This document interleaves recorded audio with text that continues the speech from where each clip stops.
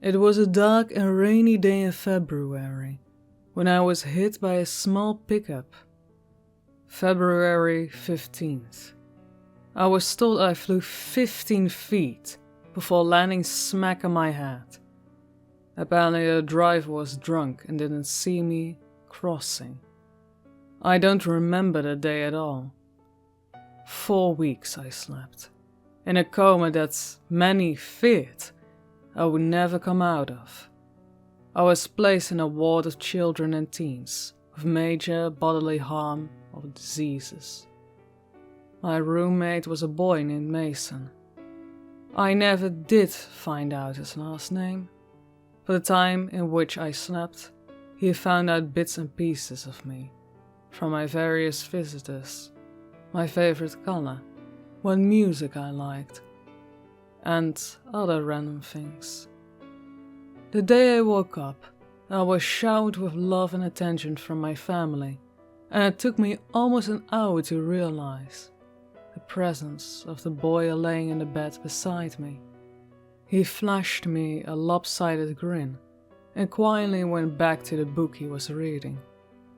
Eventually, I was left in peace, and after about 20 minutes of mental debate, I spoke up and asked him his name. His voice was smooth and low and never failed to make me shudder. We spent the rest of the evening playing 20 questions and becoming familiar with each other. Eventually, my doctor would break our quality time and give me the lowdown on my injuries and what the healing process would look like. He told me that when I was hit, not only did I give myself a nasty concussion, but my legs were also broken, and my oh so gracefully landing. They said I had 60% chance of ever walking again. We became close instantaneously. The nurses would laugh and say we already looked like an old married couple, bundled in a bed watching whatever soap opera happened to be on television. Mason would just flash me his trademark grin, while I blushed and buried my face in his chest. We both had a good days and bad ones, Mason and I.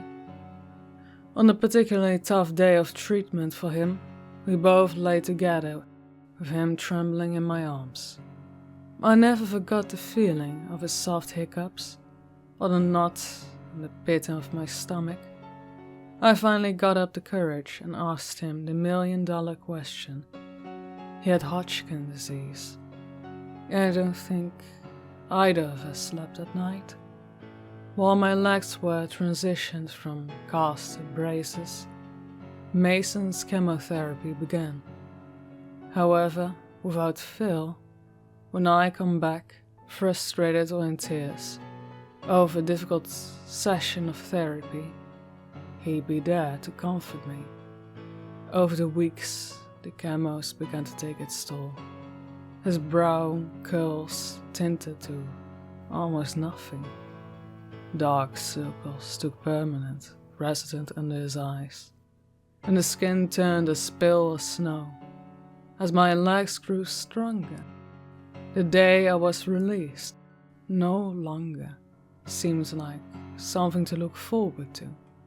The day we decided to shave his hair was the day I broke down. I told him I would do anything.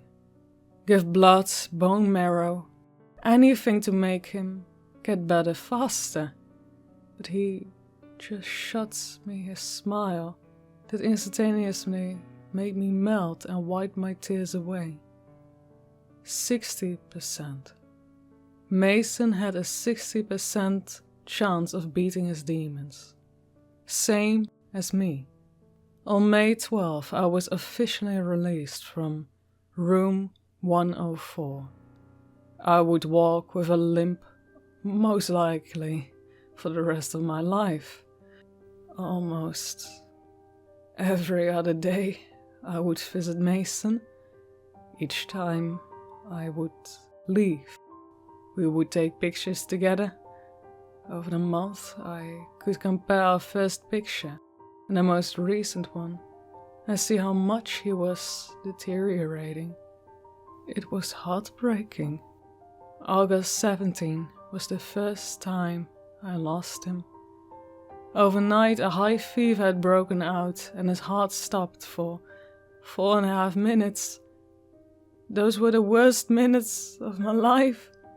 I sat outside his room in an uncomfortable plastic chair, watching the nurses I knew all too well, scrambling back and forth, attempting to save his fragile life.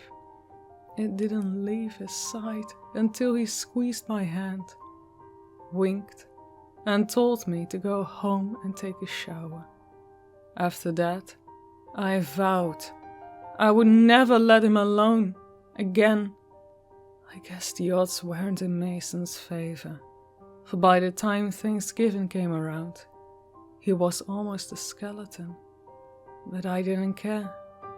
He confided in me that night, accepting the fact that his time was almost up and promising to wait for me on the other side. I begged him not to go, and he just lightly shook his head and rubbed soft circles onto my back. He wasn't going to survive to see Christmas. That was 2 months ago. No longer being able to bear to see him, hooked up to all sorts of machines, we decided to steal away in the night together. I bundled him up and we drove away in my mother's car until we arrived at an old cabin my family would stay in during the holidays. Mason and I couldn't be happier. I don't care that I'm on the news every night, or that every cop in the country is looking for me. All I care about is being with Mason forever, even if his flesh is crawling with maggots and beginning to peel off his bones, even if the smell of his rotting cadaver never fades from my skin. His lips are still warm at night, and he often whispers sweet secrets into my ear before we sleep. No one, not the police, doctors, or anyone else can separate us. I'm ready for them when they come.